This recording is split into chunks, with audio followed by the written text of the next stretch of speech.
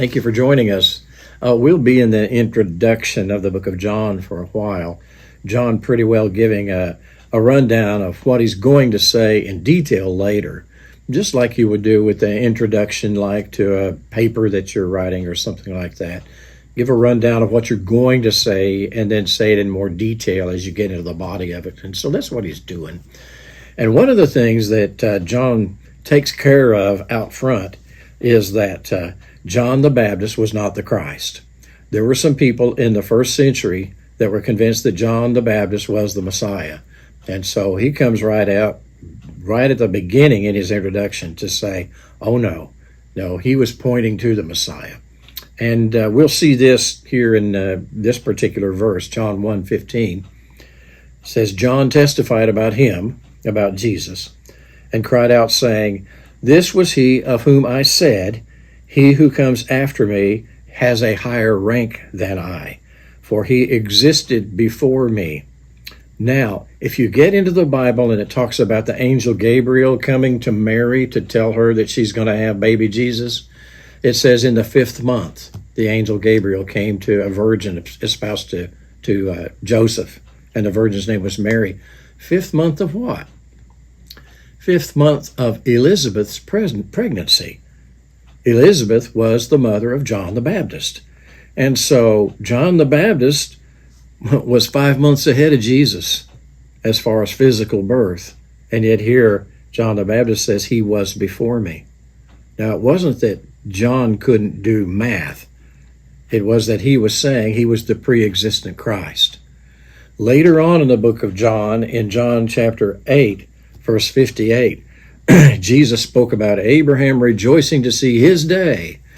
And they said, you're not yet 50. How in the world would you know Abraham? Because Abraham predated Jesus in this earth by about 2,000 years. And Jesus said in John 8:58, behold, before Abraham was, I am. Ooh. And when he said the word I am, it really resonated with them that he was calling himself God. This is I am. This means I am. And it's the name that God gave to Moses. Moses said, who do I say sent me? And Jesus said, I am who I am. So you can tell them that I am sent you. I am means there wasn't no mama to name me. I am. Eternity past, eternity future, can't wrap our noggins around it. But Jesus was calling himself the great I am. This word was not pronounced by the Jews. We know that it means I am, but we really don't know how they pronounced it because they said, we don't want to take God's name in vain.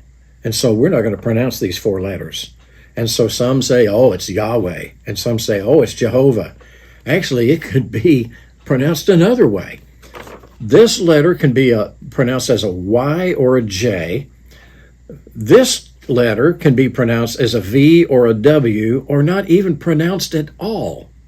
For example, in the word shalom, this letter with a little dot is an O pronunciation. You don't even pronounce this Hebrew consonant. So we really don't have a clue. That's why I like to call God the great I am. And so right here, just 15 verses into John's introduction, he is saying, John the Baptist is saying that Jesus is the pre-existent God who took on flesh. Remember the previous verse? The Word became flesh and dwelt among us. The second person of the Trinity came on a mission. And this is all about who he is and what he accomplished. That's one of the reasons that John is called the evangelist. Have a great day.